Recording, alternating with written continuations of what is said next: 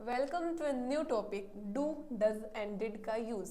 आज हम देखने वाले हैं कि हम डज का यूज कब करेंगे, डू डिड ये तीनों ही क्या है, हमारी हेल्पिंग वर्ब है, इनका यूज हम कब करेंगे।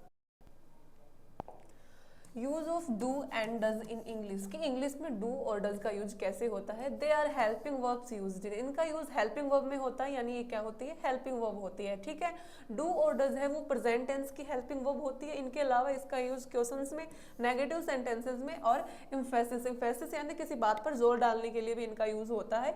इसके अलावा यूज डू का यूज है वो आई, यू, वी, दे और प्लूरल नाउन के साथ भी होता है। For example I do my homework every day, यहाँ पे हमने देखा आई है वो हमारा प्लूरल सब्जेक्ट है, इसलिए किसका यूज हुआ है, डू का यूज हुआ है। ऐसे ही you do yoga in the morning, यहाँ पे यू है हमारा कौन सा सब्जेक्ट है, प्लूरल सब्जेक्ट है, इसलिए डू का यूज हुआ है। ठीक है, फिर हम बात करते हैं कि हम डज का यूज कब करेंगे। डज का यूज हम सिंगुलर सब्जेक्ट के साथ करेंगे, जैसे ही, सी, इट और एनी सिंगुलर नाउन, यानी सिंगुलर नाउन दे रखा हो, ही, सी, इट दे रखा हो, तो हम कौन से सब्जेक्ट का, सॉरी किसका यूज करेंगे, डज का यूज करेंगे। For example he does his homework on time, तो वह अपना होमवर्क है वो अपने टाइम पे कर लेता है। तो यहाँ पे ही है वो कौन सा सब्जेक्ट है, हमारा सिंगुलर सब्जेक्ट है, इसलिए हमने हेल्पिंग वर्ब में क्या यूज किया है, डज यूज किया है। ठीक है, ऐसे ही नेक्स्ट है अपना रिया डज हर जॉब वेल, कि रिया है वो अच्छे से अपना जॉब है वो काम है वो करती है। ठीक है, तो यहाँ पे रिया है वो एक नाम दे रखा है, यानी एक नाउन दे रखा है। ठीक है, तो ये कौन सा सब्जेक्ट हुआ, हमारा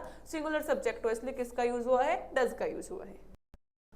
डू और डज और डिड इसके उपयोग के बारे में ज़्यादा जानकारी लेने के लिए हमारे श्री कृष्णा क्लासेस का चैनल है, उसको लाइक शेयर सब्सक्राइब करो, उस पर पूरी वीडियो डाल दी गई है और देख लें।